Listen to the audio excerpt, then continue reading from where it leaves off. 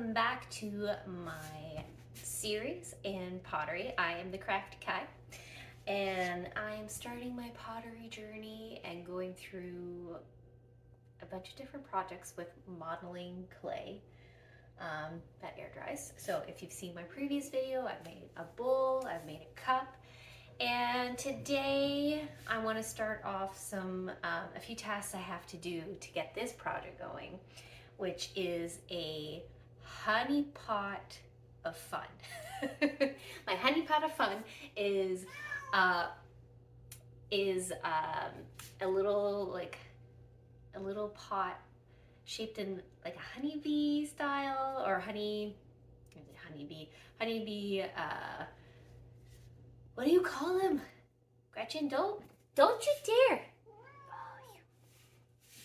In the shape of a honeybee nest. So those really like rounded little honeybee nests that you can find. So I called it the pot of fun.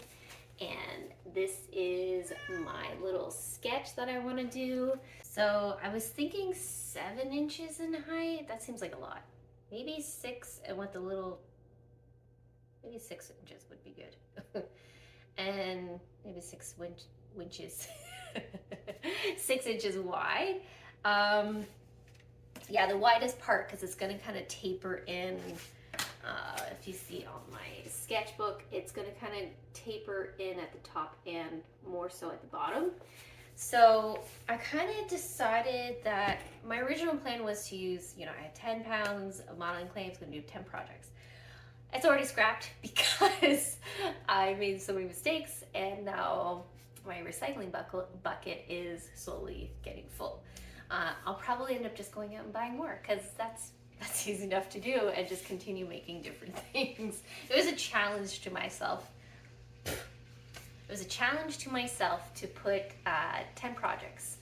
But I don't know why I'm limiting myself to 10 because of the amount that I had, but I want to do as much as I can.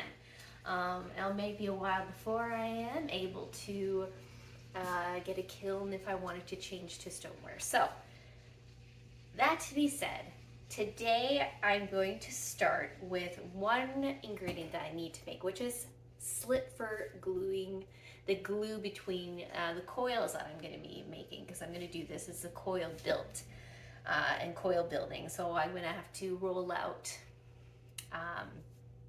probably longer than 6 inch, maybe like 8-inch coils of clay at a thickness, I want to say an inch thickness, because I do want them, like I have it here where I only have, was it 1, 2, 3, 4, what looks like 4 coils. So I want them fairly thick, and I can shorten up the ones I want on the bottom and the top, but that's going to use a lot more than probably 1 pound of clay. So I'm prepared for that. And then I'm going to be also making like a lid. That's new. But what the heck, challenge myself some more. But the first step, of course, is I have to make slip, and I don't have any slip, and I didn't think about this at the time with all my recycling pieces that, from trimming and all that, I just chucked it in my bucket. I didn't save anything to dry, so I had to make my own too. Just took off a piece and cut it up in little tiny cubes and let it dry for a day or two. So currently it's drying. It's dried, it's bone dry. So I'm going to place it on my tabletop between some paper and kind of pass the rolling pin over it to really crush it up more. I have a little jar to put it in, and then I found a recipe to be like, use your own, like your old water, your clay water. So I'm gonna use some of the water that's in my recycling bucket, and then to put a shot of vinegar. So I have white vinegar, a little bit of that will help. And we'll go from there. So that's the plan for today. For right now, I want to make some slip, because this is new to me. I've never made it before. And then I may start the coil build process. It just depends on like levels of energy.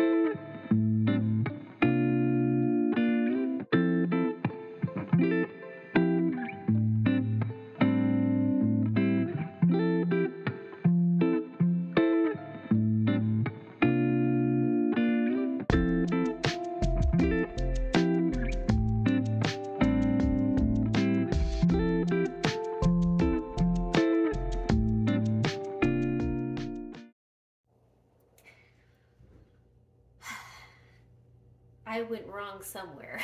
My coil building. I don't think I should have given myself such a challenging first coil, like, hand building project, because I don't know what the heck happened, but my rim disappeared at one point. Well, it's been about a week since I touched the pottery, the clay. I was away for business and, you know, my full-time job, but I had so much, as you saw previously, I had so much difficulty with the coil building process, and I went into it with just watching videos and not really researching more about it. So that's what I took the time to research a bit more about it. No. And trying to figure out the best way. I realized where I went wrong. Gretchen, the supervisor, she's missed me a few days, so she's gonna be needier. Oh, Gretchen. I'm gonna say hello. You're such a cute girl. But yeah, so I'm trying to figure out where I went wrong, and my build was getting wider and wider, and I don't know why. I probably started off too big for one. 4 inches. No, I get tons of fur in my face. Like, this was pretty wide base. I still I might go with the below part because it goes wider. So it's a little bit, this is like 4 inches where this is closer to 5. So I'm going to use,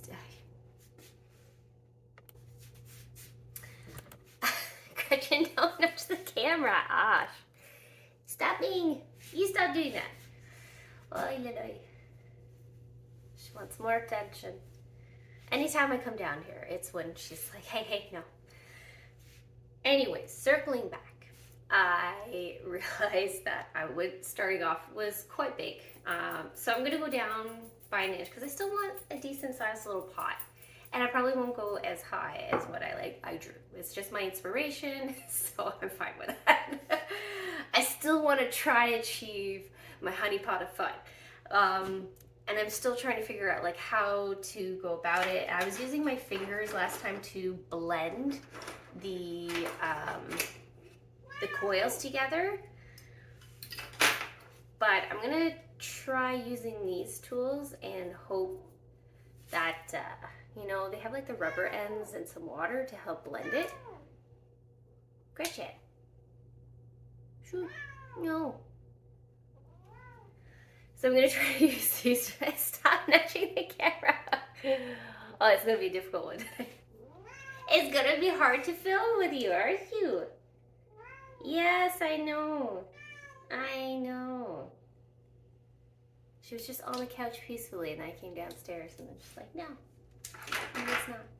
This is what it's like having a supervisor, you know, on you all the time, even at home. I have a break. But yeah, so I'll try to use that. And then I did cut some pieces of, I had like old, I don't have canvas, but I do have, this is linen cotton.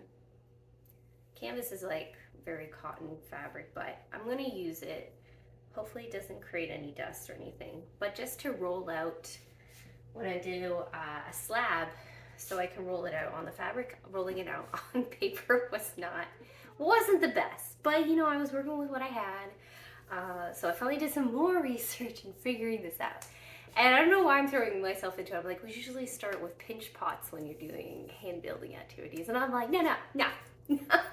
I want to coil build because I keep seeing videos on how to do it. I'm gonna do it. I'm gonna challenge myself to do it. So this is what about learning on your own is, but I know I will get opportunities to learn by teachers. I actually have signed up for more learning for the throwing on the wheel because I know I need much more, I need a lot more guidance for that. So I signed up for a 1 week course in July.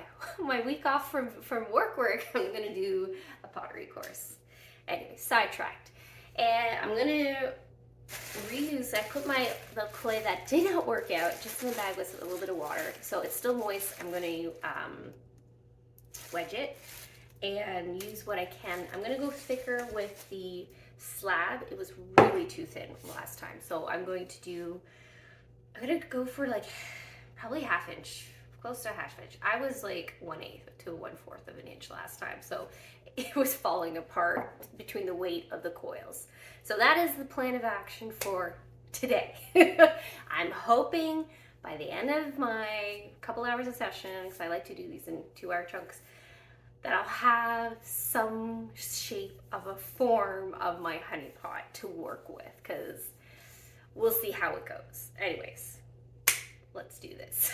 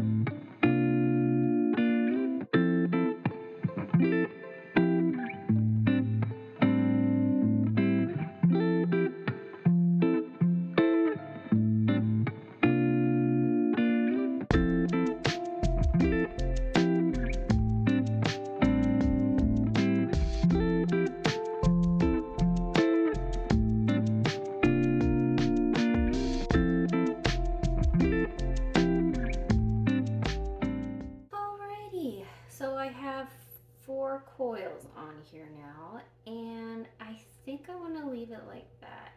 I want to try to smooth out all my edges and build up where I need to a bit, but not too much so that it's thinner on one side. It's very malleable. So now I want to try and get those kind of more ripples on the side here. It's like I kind of left it. It's like a decent height pot.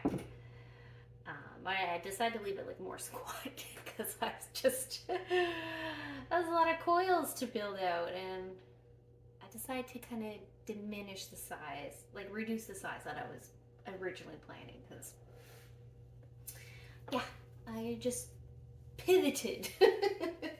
I pivoted my plans so that I could learn how to do this a bit more.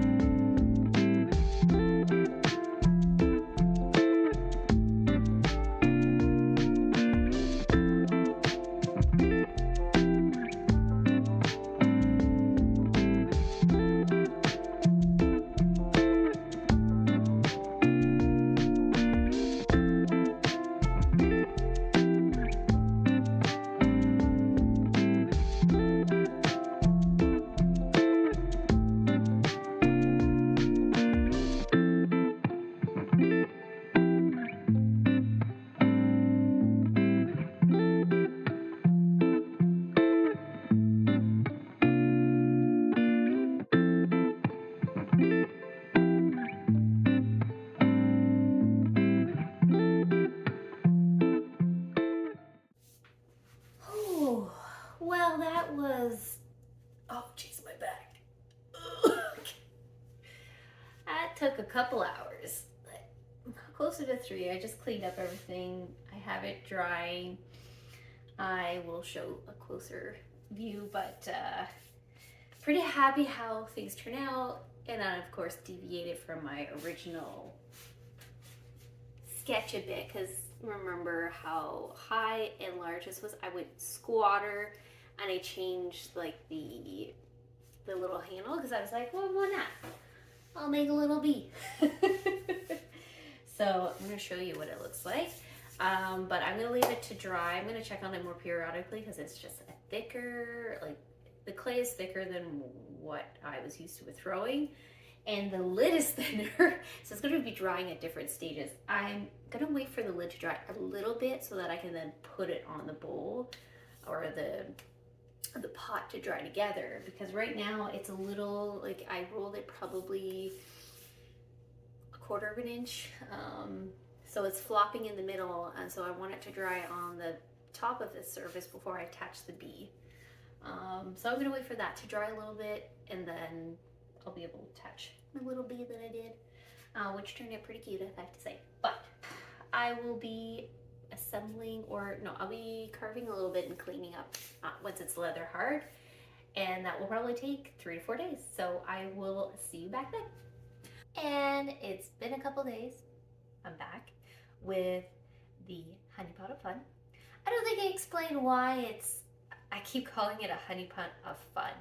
So this little pot, or as like my fun fund, is basically going to hold like the loose change that me and my partner Allison just have that accumulated, that we're going to put in this little pot, and like a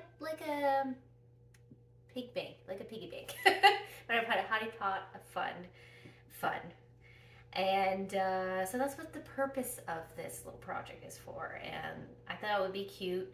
Once it gets filled up, we would roll it, and it's going towards, you know, like vacation or a date night or something fun. So that's the idea of this concept. That's where it came from. But now it's pretty much like leather hard. I could probably leave it dry longer, but it's also at a point where I think I could carve it out and still not have, and it's still not, and it not cause me any issues. Whew, end of the workday is sometimes hard to get mine on track, but now I'm going to, here's like a little close-up. I can actually hold this so you can see where I put my lines, and that's where I'm going to kind of carve out a little bit on either side to get those rounded, you know, honey nest, like a little honey pot shape, bee's nest. Words are hard tonight. So I'm going to just focus on doing a little bit of carving. I keep testing this out. I did this earlier. I know, actually I did this yesterday. I attached my little bee to the lid. So my lid is a little wonky, but that's okay.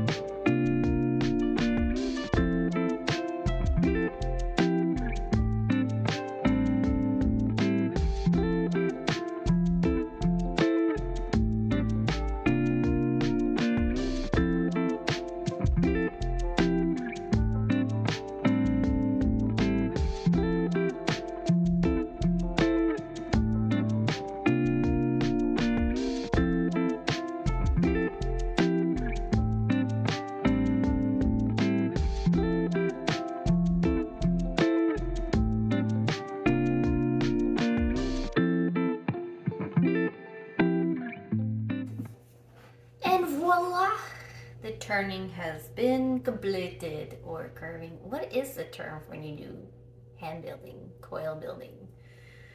Is it just cleaning? I don't know. I should look that up. Terminology. But I love it.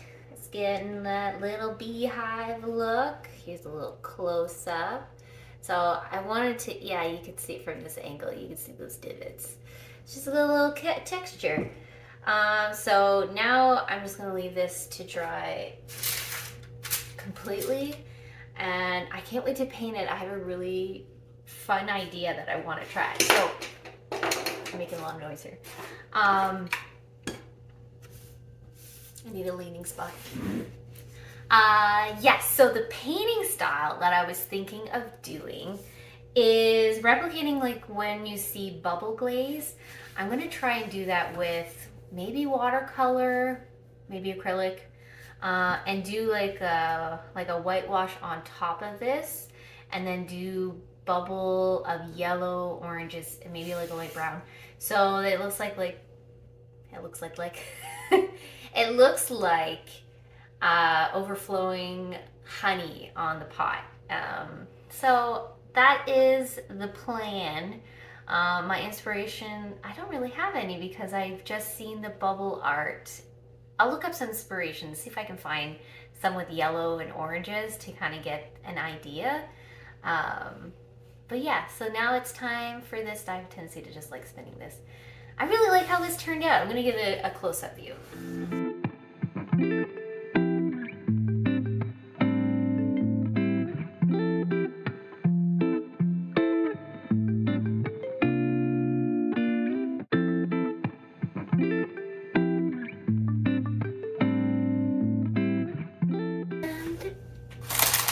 2 days, it's been 2-3 days later. My little honeypot is dried. It's so cute. It's so cute. I love how this turned out. A little wobbly, but you know what? I still love it. I didn't find anything for inspiration. There was no bubble glazes that I could find with the yellow, orange tones. So I decided to sketch my version I'm trying to do. So we can see that. But yeah, so you can kind of see I want to do like the majority of like the honey spill in this area, and then do additional like little bubbles, like it's sticky all over. So that's the plan. Put that down. And so my supplies for today is I'm going to try, well, first I need to use this acrylic, the Magic Fly white paint. I'm gonna mix it in a little bit of water and then add some, no, actually I'm not gonna be adding dish soap to this one. This is to give it like a whitewash style. So I wanna water this down so when I paint it, it kind of, almost like watercolor, it won't be opaque. I really want it to be like white water so that this kind of color could peek through in a different way that my last project that I tried with the birch tree cup.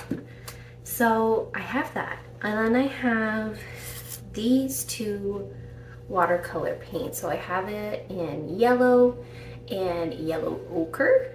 So these are the two that I'm using. These are Pentel colors. I'm gonna mix this in water with the dish soap to do the bubbles. And I also have this liquid watercolor for the orangey color. I feel like these three will look good as like honey mixtures all together. And then the bee, I'm just gonna do with black for the body and this gold acrylic paint. So that will be a slight difference. And for the wings, I still trying to think if I should just do them in white and then maybe I'll highlight the cracks with some silver if I have it, or Gretchen, or gold. Yes. So that's the plan for today, to finish this honeypot project. And Gretchen, Supervisor Gretchen, has a lot to say about it. As always, she must come whenever work has to start, right? Yeah, the work has to start right now. So then she comes over.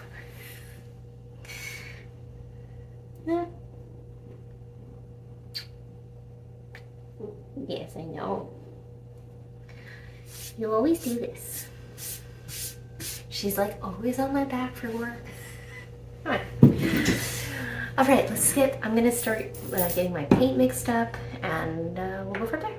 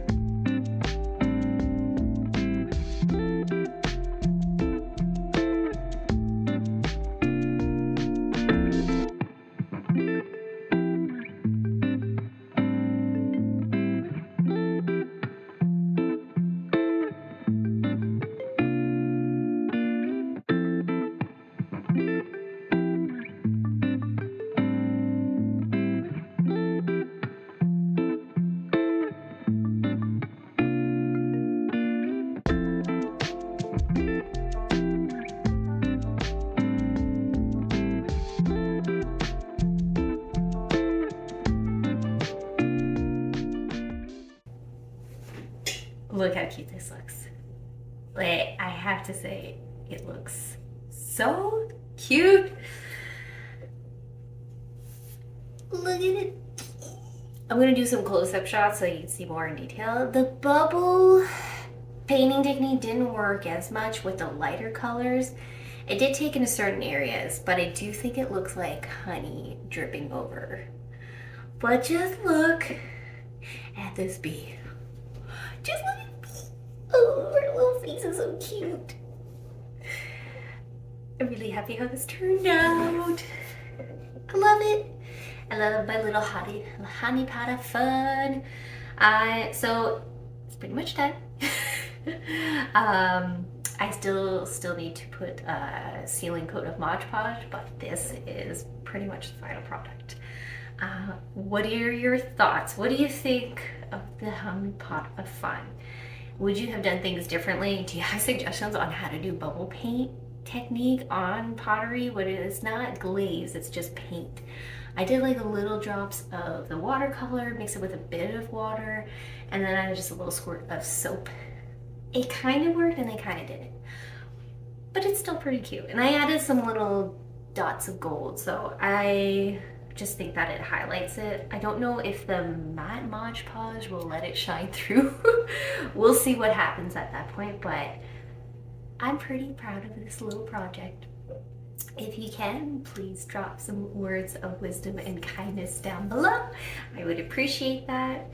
I'm the Crafty Kai, and this is the end of this episode. Please stay tuned for ongoing projects. I already have one in the works for the next project in my learning pottery season. Bye for now.